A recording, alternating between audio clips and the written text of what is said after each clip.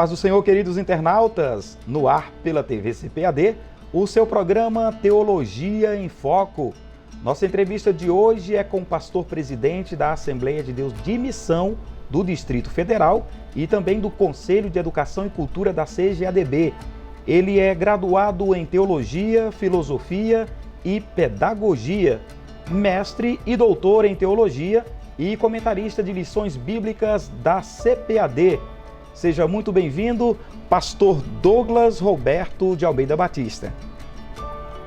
A paz do Senhor, pastor Edilberto, é uma alegria e um prazer participar mais uma vez do CPAD em Foco, Teologia em Foco, e a minha saudação a todos os internautas.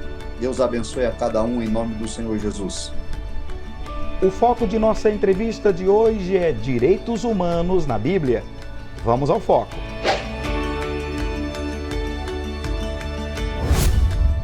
Pastor Douglas, qual a relação da teologia com os direitos humanos?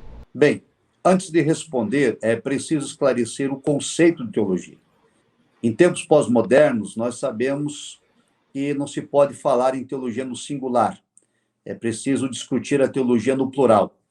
Então, por exemplo, nós temos a teologia islâmica, que é baseada no Alcorão, o livro sagrado dos muçulmanos. Temos a teologia espírita, baseada nas obras de Allan Kardec, o codificador do espiritismo. Temos a teologia budista, baseada nas ideias do Siddhartha Gautama. E temos a teologia umbandista e assim por diante.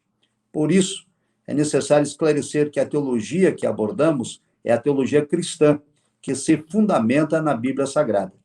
E a Bíblia é, para o cristão, a única infalível regra de fé e conduta que abrange tanto o Antigo quanto o Novo Testamento. Desse modo, na revelação divina, nós aprendemos os padrões morais e os padrões éticos para a conduta para a criatura que foi estabelecida pelo próprio Criador. Nesse sentido, nós temos na Bíblia, por exemplo, os conceitos daquilo que é bom e daquilo que é mal, daquilo que é certo e daquilo que é errado. Encontramos, então, na teologia bíblica, os direitos dos homens que estão revelados e registrados na Bíblia Sagrada. Por exemplo, no Pentateuco, escrito 1400 anos antes de Cristo, nós temos indicação da maneira do povo escolhido que deveria viver, e ali nós temos concepções, por exemplo, libertárias e igualitárias, que vão aparecer na sociedade somente no período da modernidade, como, por exemplo, agora que vivemos pós-modernidade, a questão do combate à xenofobia, que já estava presente lá no Pentateuco há cerca de 1400 anos antes de Cristo.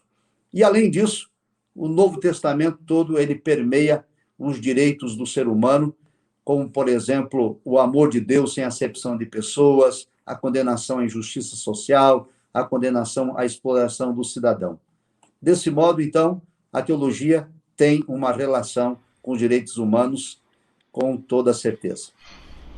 Já o senhor fala um pouco a respeito da xenofobia, porque o primeiro ponto que eu gostaria de destacar, após essa pergunta da relação da teologia com os direitos humanos, é o seguinte: como é que a gente trata essa questão da escravidão do ponto de vista bíblico, pastor, considerando que até o povo hebreu tinham escravos? Como é que a gente encontra aí um equilíbrio para combater a escravidão se até os hebreus tinham escravos? Bem, primeiro é bom destacar que a escravidão não faz e nunca fez parte do plano de Deus para com a humanidade. Ao contrário, cada pessoa foi criada à imagem e semelhança de Deus para ser livre e para ser tratada com amor e com respeito. Porém, a Bíblia é um livro imparcial e registra também os erros e os acertos do ser humano. Dessa forma, na Bíblia Sagrada encontramos um estabelecimento de direitos e de dignidade para com os escravos. Por exemplo, um escravo deveria ser libertado no 7º ano da escravidão. E ele só poderia continuar escravo se assim o desejasse voluntariamente. E para não forçar a continuidade da escravidão, o escravo liberto era sustentado e ajudado pelo seu ex-senhor para começar a sua nova vida em liberdade. Os escravos tinham, por exemplo, direito à folga no dia de sábado, à folga nas festas religiosas, assim como tinham as demais pessoas livres.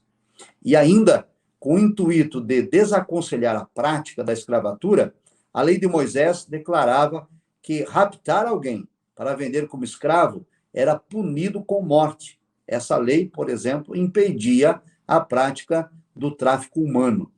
Já nas epístolas do Novo Testamento, como, por exemplo, a epístola de Tiago, nós temos a condenação expressa contra a opressão, contra a injustiça praticada contra os trabalhadores na época do apóstolo Tiago. Desse modo, nós, os cristãos, não podemos ser coniventes nem com a exploração da mão de obra, seja ela infantil ou da mulher, nem com o pagamento de salários que sejam ultrajantes, e nem mesmo podemos ser coniventes com a exploração de estrangeiros ou de operários em geral. Desse modo, a Bíblia Sagrada, embora reconheça a existência da escravidão, ela não a incentivava e procurou sempre dar aos escravos a dignidade e também dar a eles direitos, de maneira que não há como querer dizer que a Escritura foi favorável à escravidão. Ao contrário, o projeto divino sempre foi o homem livre. Pastor Douglas, o que a Bíblia fala sobre xenofobia? Como é que são tratados os estrangeiros em todo o contexto das Escrituras? Bem, pastor Gilberto, nesse ponto, eu acredito ser muito relevante nós lembrarmos aqui a orientação dada por Deus a Moisés, quando, no livro do Êxodo, capítulo 22, verso 21, ele advertia a nação israelita a não afligir os estrangeiros, com a lembrança de que os israelitas tinham sido estrangeiros na terra do Egito. Essa orientação significa que a pessoa da cultura, da raça ou da etnia diferente da nossa não deve ser tratada com discriminação e nem de modo indiferente.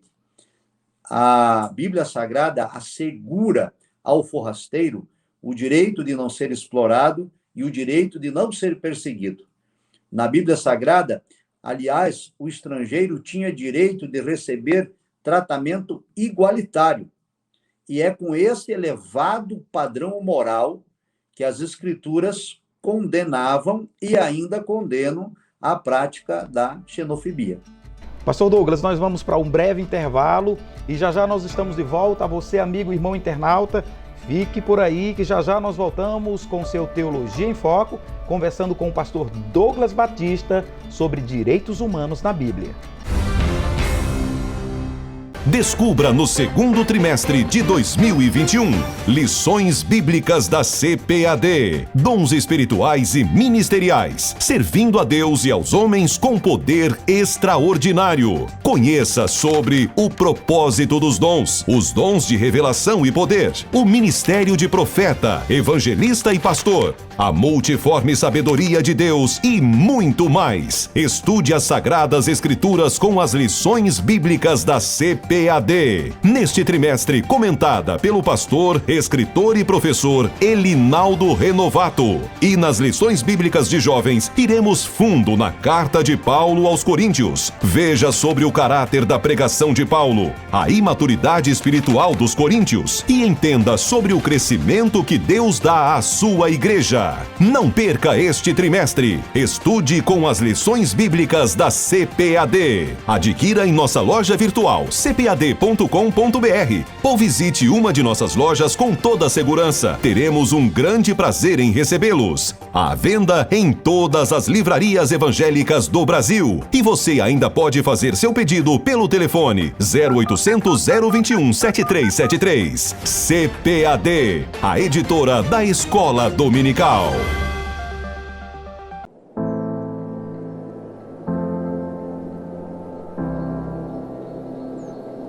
We live in a world with so much hurt, many in physical pain, Alzheimer's, cancer, mental illness, addiction, or living with a chronic illness, others shouldering the overwhelming weight of caregiving. People all around us are suffering. For millennia, people have turned to the Bible to find hope in the midst of endless suffering. And now, for the first time, there's a special edition, the Beyond Suffering Bible, created specifically for those who suffer and for those that love them and care for them. For nearly 50 years, I've lived in a wheelchair, and for many of those years, I have dealt with chronic pain. I know, I understand the heartbreak, the isolation, and the anguish, but I also know the joy that can come even in life's darkest hours. The Beyond Suffering Bible helps us grasp that God is near, with study notes, special features, devotionals, and profiles of others who have valiantly faced suffering. The Beyond Suffering Bible helps people grasp what true healing is all about, and it points them to passages that instill courage. God is good, no matter how harsh the suffering. Where struggles seem endless, God's hope is infinite. And the Beyond Suffering Bible highlights this wonderful truth.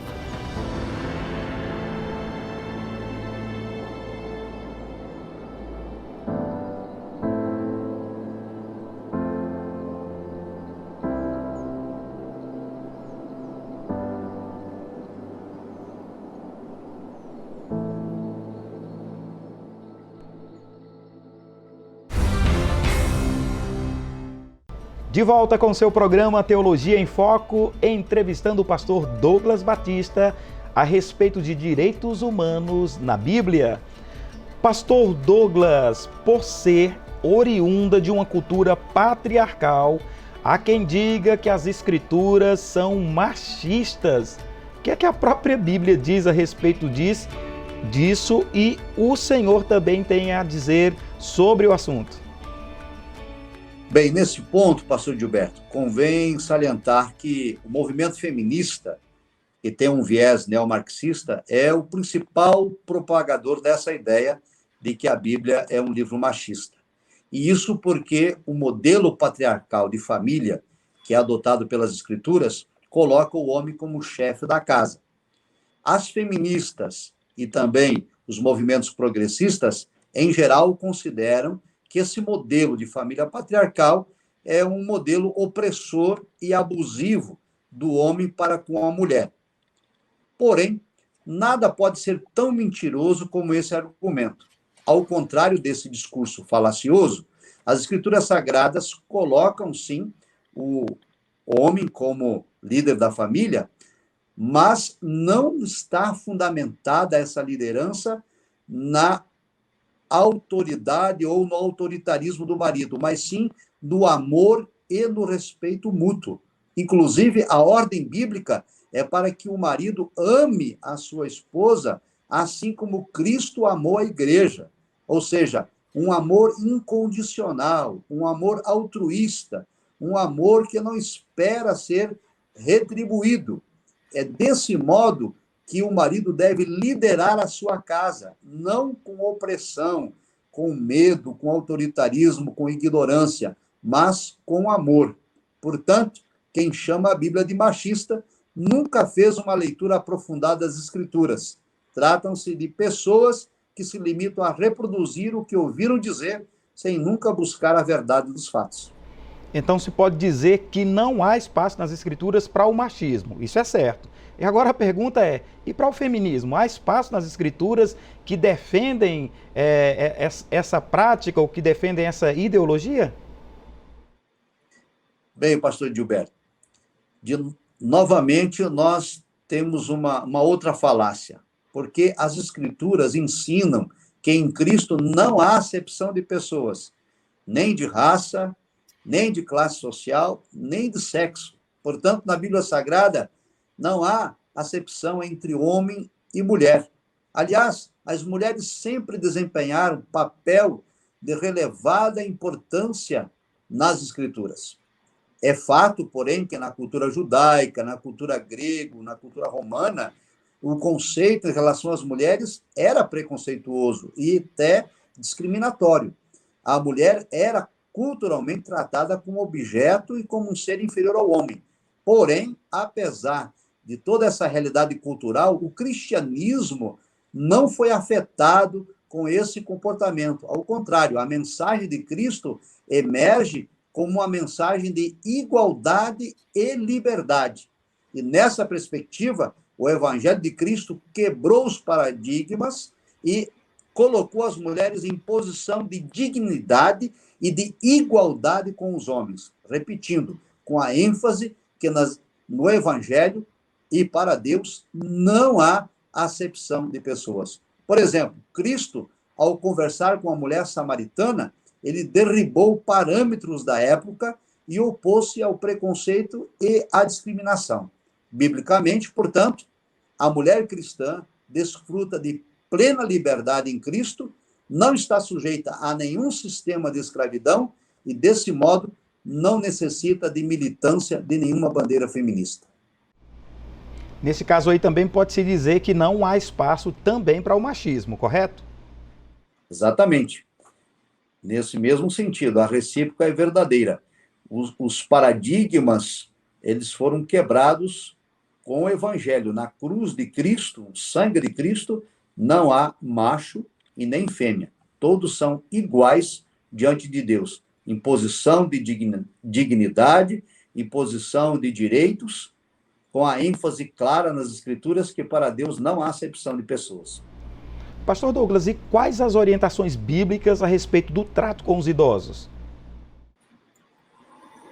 Bem, nesse ponto, eu gostaria de destacar um texto que nós temos nas Escrituras, em que os idosos recebem atenção especial, os idosos são extremamente respeitados, os idosos recebem da parte de seus genitores e também das pessoas mais novas todo o respeito que lhes é devido. O texto é de Levítico 19:32, onde a Escritura diz: diante das cãs te levantarás e honrarás a face do ancião e temerás o teu Deus. Eu sou o Senhor. Também no Novo Testamento, o apóstolo Paulo orienta a Timóteo para que não seja repreendido de modo áspero ou desrespeitoso uma pessoa idosa. A referência é 1 Timóteo 5:1. Então, diante desses preceitos bíblicos, nós entendemos e compreendemos que a vida dos idosos é valiosa, a experiência deles precisa ser respeitada e devem ser tratados com amor, com paciência, sabendo que o ato de honrar uma pessoa idosa é o ato também de demonstrar o fruto do Espírito Santo em nossa vida. E além do respeito, também as Escrituras ordenam que os filhos, em caso de necessidade, sustentem, inclusive financeiramente, seus pais. Portanto, nas Escrituras, os idosos têm tratamento especial, são extremamente respeitados, e esta deve ser também a conduta adotada por qualquer cristão no mundo todo. E a respeito dos órfãos e das viúvas, o que é que diz as Escrituras? E também é o seguinte, quando nós observamos citação de órfãos, nós sempre temos ali pertinho a citação das viúvas. Por que esses dois grupos estão presentes na maioria das vezes que são citados nas Escrituras? Bem, em relação a órfãos e viúvas, nós temos mandamentos muito claros nas Escrituras. Os órfãos e as viúvas deveriam ser protegidos. Existe uma provisão especial, inclusive, no Antigo Testamento, em relação aos órfãos e viúvas. Por exemplo, era ordenado que a cada 3 anos o dízimo deveria ser direcionado para o sustento de órfãos e viúvas, isso na Antiga Aliança. Na Nova Aliança, na igreja primitiva, os diáconos foram instituídos com esta função principal, de dar assistência aos órfãos, de dar assistência às viúvas. Essas ações revelam o cuidado da revelação divina para com os necessitados. E como o irmão perguntou, as citações elas aparecem juntas, órfãos e viúvas, porque esse era um grupo extremamente vulnerável e que era normalmente alvo da tirania e da injustiça social. as viúvas e os órfãos, além da dor e da tristeza pela perda que sofriam, né, do marido, do pai, da mãe, ainda penavam com a falta da assistência social. E, para coibir e corrigir tais violações, Deus asseverou que derramaria sua ira sobre quem oprimisse viúvas e órfãos. Então, sobre a tutela desses preceitos bíblicos, tanto do Pentateuco quanto da Epístola de Tiago e do Novo Testamento, o livro de Atos dos Apóstolos, nós temos o dever de prestar assistência social a órfãos e viúvas. Nós vamos para mais um breve intervalo, pastor Douglas. Daqui a pouco nós voltamos, ainda falando sobre direitos humanos nas Escrituras. E você, amigo, irmão, internauta, aguarde um pouquinho que já já nós estamos de volta. Acompanhe esse comercial da CPAD.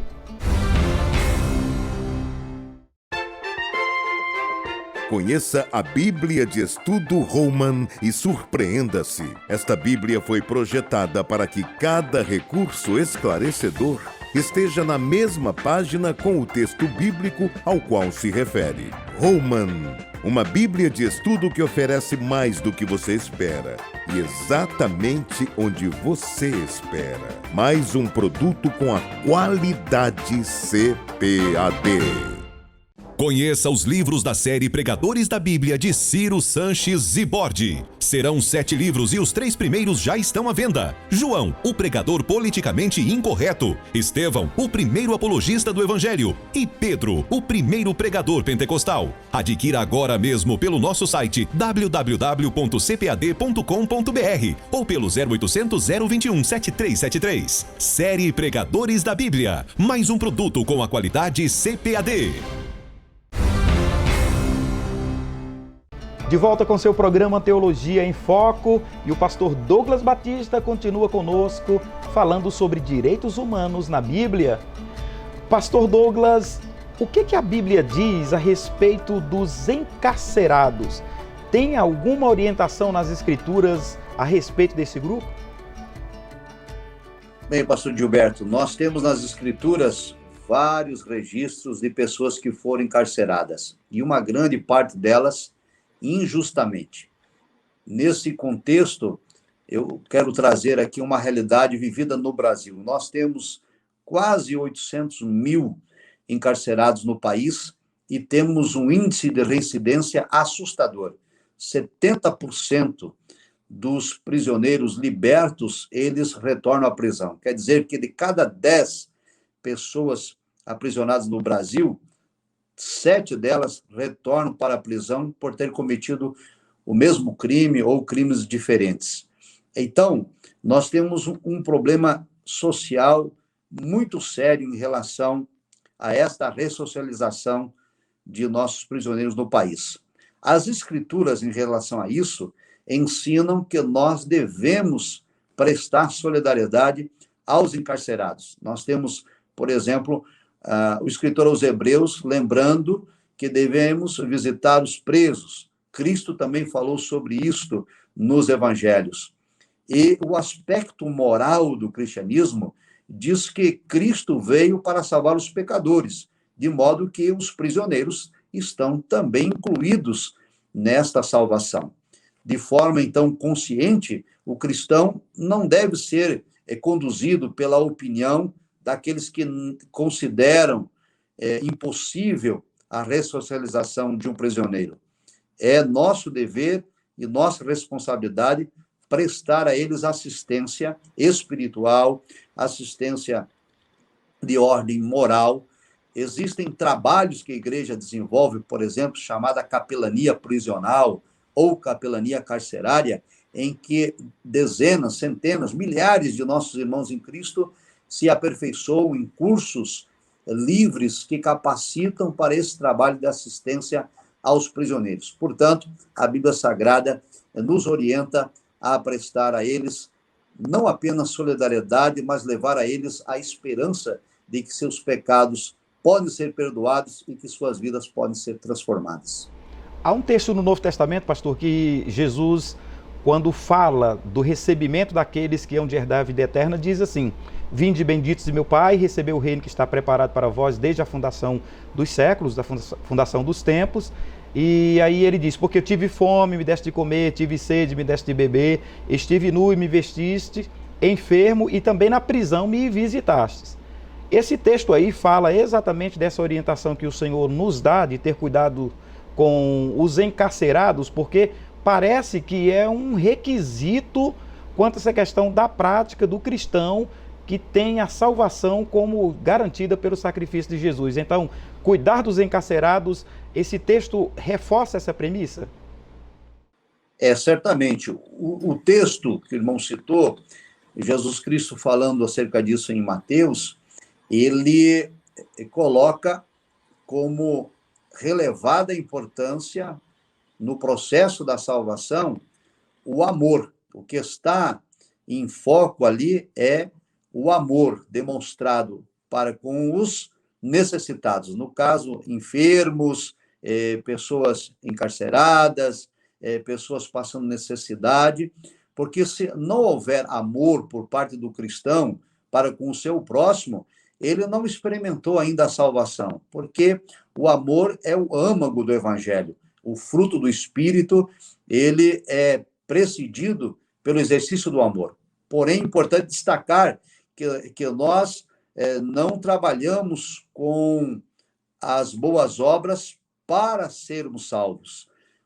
As boas obras são apenas o resultado da salvação recebida em Cristo. Mas, de fato, o texto enfatiza isso. Aquele que foi salvo precisa praticar boas obras, não para ser salvo, mas porque é evidência da sua salvação. Pastor Douglas, o Estatuto da Criança e do Adolescente está em voga no Brasil. Não se discute aqui se teoricamente ou na prática mesmo, mas quanto à questão dos direitos das crianças e dos adolescentes, as escrituras que são bem mais antigas e põem bem mais antigas do que o Estatuto da Criança e do Adolescente, o que elas dizem a respeito desses dois grupos, crianças e adolescentes, e não apenas só deles dois, mas também dos jovens. O que é que o senhor tem a dizer a respeito desses três grupos que citei há pouco, quanto à questão dos direitos humanos a partir das Escrituras? Correto. Meu caro amigo, pastor Gilberto, existem na Bíblia Sagrada diversos textos que tratam dessa importante fase da vida humana, da criança, do adolescente e dos jovens. E acredito que um dos pontos que nós precisamos deixar claro e abordar é do direito à vida, da inviolabilidade da vida, o direito de nascer. Nós vivemos um tempo em que alguns ativistas dos direitos humanos querem o direito de abortar, o direito de não trazer à existência as crianças no ventre da mãe. E a Bíblia Sagrada assegura o direito à vida, até porque o direito à vida é uma dádiva divina. É Deus quem concede a vida e só Deus tem o poder de tirá-la.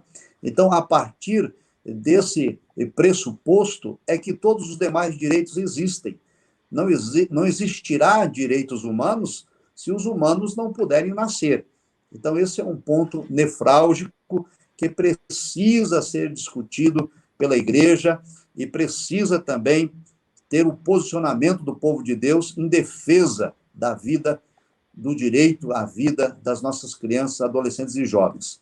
E, no que diz respeito ao tratamento de Deus, o tratamento das Escrituras para com crianças, adolescentes e jovens, nós temos diversas narrativas que contemplam, por exemplo, personagens nessa faixa etária que mudaram o curso da história.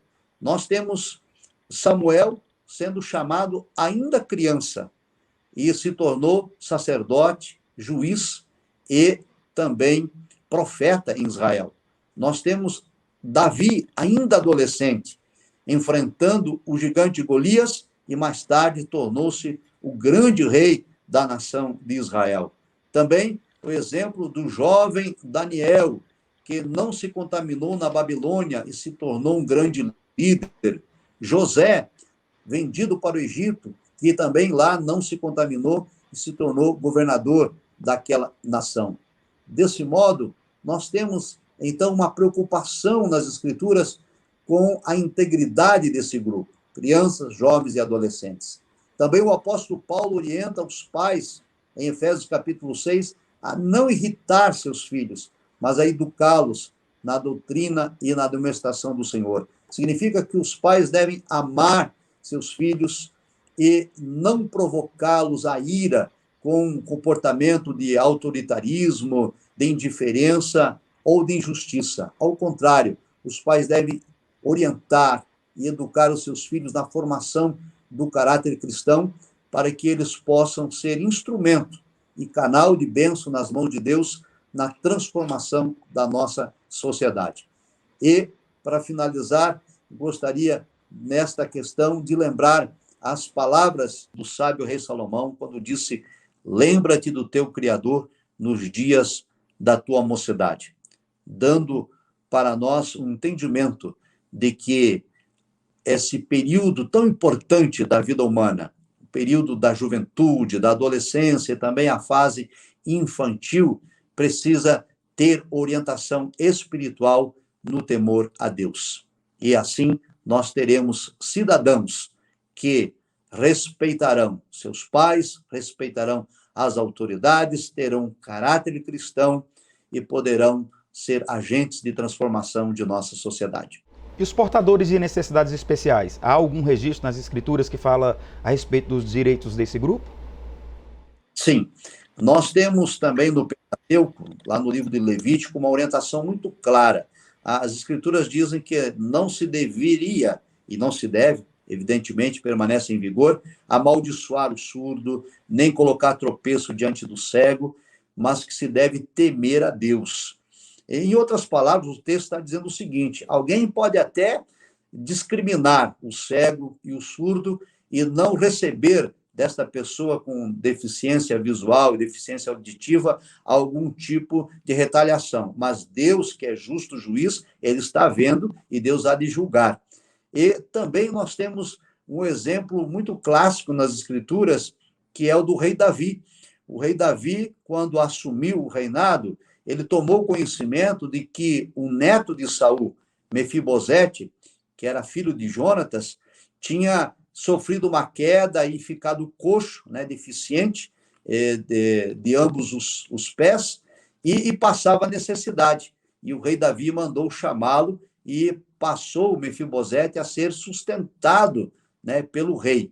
Então, nós temos sim nas Escrituras várias orientações para o cuidado com as pessoas com algum tipo de deficiência e que elas não devem ser discriminadas, ao contrário, elas merecem a nossa empatia, a nossa solidariedade, a nossa compaixão, mas não também um sentimento de pena, porque esse sentimento não é um sentimento humano.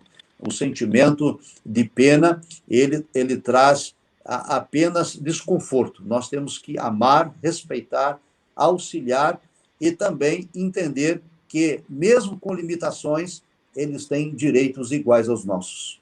Ok, pastor Douglas. E em quais aspectos as igrejas são importantes quanto à questão do apoio das políticas públicas de direitos humanos, pastor?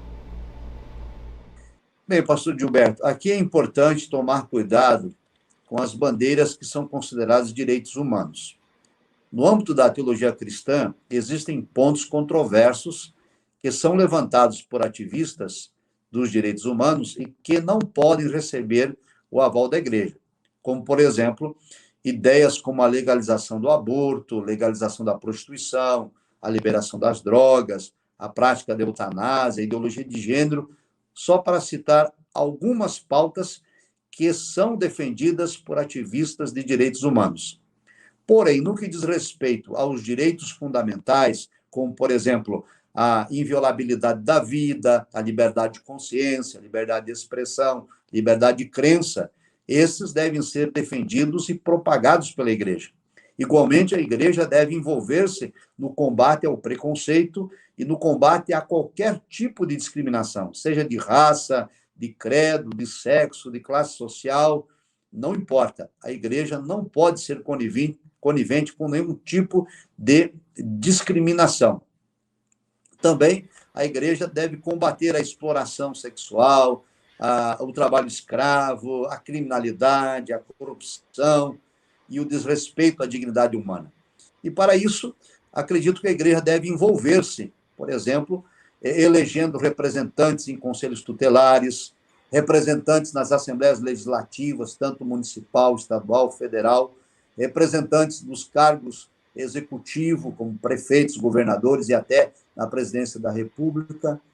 E, em contrapartida, é importante lembrar que os direitos humanos, ou o respeito aos direitos humanos, não depende exclusivamente da força política, embora não se deve subestimar e nem negligenciar esse braço tão importante.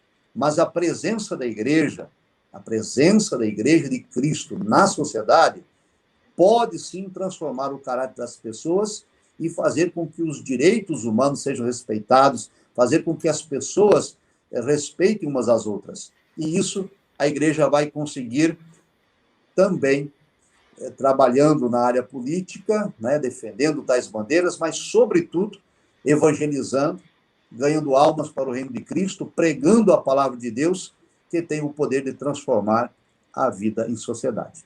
Pastor Douglas, o senhor vê que a participação da igreja efetivamente pode ser vista, por exemplo, com o apoio que tem dado a casas de recuperações para dependentes químicos, também em centros de reabilitação de crianças, de adolescentes, quer dizer, de órfãos, crianças abandonadas, bem como na assistência social, distribuição de cestas básicas, pessoas em condição de rua. Isso já é efetivo, já se pode ver em muitas Assembleias de Deus pelo Brasil, assim como o senhor falou que é o papel da igreja, mas isso já é efetivo, já se pode ser visto? Certamente que sim. Nós temos uma cultura nas Assembleias de Deus, desde os nossos primórdios. A igreja vai completar agora 110 anos de história, e é preciso lembrar isso. A nossa primeira estrutura, o nosso primeiro tecido social foi formado por pessoas pobres, por pessoas simples, por desempregados, isso lá em Belém do Pará, em 1910, e depois a igreja trabalhou e trabalha até hoje nas periferias, e mais tarde nós alcançamos grandes centros, de modo que hoje nós temos uma diversidade social dentro das Assembleias de Deus que agrega todas as classes. E a Igreja Assembleia de Deus nunca deixou de assistir à sua membresia, e especialmente as pessoas em condição de vulnerabilidade. Esse trabalho, ele é um trabalho já centenário, as igrejas realizam, hoje nós temos centenas de milhares de atividades como essas que o irmão citou, centros de reintegração, centros de recuperação, trabalhando com pessoas que são dependentes químicos, dependentes do álcool e etc. Temos trabalhos na área social com idosos, com casas de apoio à velhice. Temos também trabalhos com órfãos, com crianças menores em nossas casas de apoio. Antigamente se chamava orfanato, agora, por uma questão até do politicamente correto, mudou-se esse nome. Então, são casas de apoio a crianças. Além dessas atividades, que são atividades formais, né, constituídas com pessoas jurídicas e etc., nós temos um trabalho voluntário nas igrejas, com os chamados departamentos de ação social, que distribuem sopas na madrugada, que distribuem agasalhos, que distribuem material escolar, que arrecadam alimentos de um modo geral, distribuição de cesta básica, e até se arrecada valores monetários para comprar medicamento a pessoas que precisam de tratamento e não têm o numerário suficiente. E a igreja faz isto sem tocar trombeta, a igreja faz isso sem divulgar na mídia, e, às vezes, esse trabalho que é feito de modo tranquilo, de modo a não enaltecer a vida de ninguém, é desconhecido por grande parte da população brasileira. Nós ficamos por aqui, pastor Douglas, com essa entrevista, acredito eu, muito esclarecedora. Não deu e não dará jamais para esgotar esse tema, falando em cerca de meia hora, 40 minutos, mas aqui ficou uma pequena amostra do que a Bíblia diz a respeito de direitos humanos. Pastor Douglas, muito obrigado por sua participação conosco em mais essa edição do Teologia em Foco. O senhor já esteve conosco em outra oportunidade e agradecemos a sua participação hoje. Muito obrigado mesmo. Pastor Gilberto, foi um prazer, uma alegria participar mais uma vez do programa Teologia em Foco. Parabéns pela abordagem do tema, parabéns pela apresentação, à equipe toda, aos nossos irmãos e irmãs que estarão participando, assistindo. A nossa gratidão a Deus por essa oportunidade. Um abraço a todos e a paz do Senhor Jesus. Paz do Senhor, Pastor Douglas, muito obrigado. A você, amigo, irmão, internauta, muito obrigado pelo carinho da audiência. Caso você ainda não seja inscrito em nosso canal, nós te convidamos a inscrever-se. E você também pode ativar as notificações para receber lembretes de novos conteúdos postados. Não esqueça de curtir, comentar e compartilhar o programa de hoje. Até nosso próximo encontro, que Deus abençoe a tua vida, a tua casa e a tua família. A paz do Senhor a todos.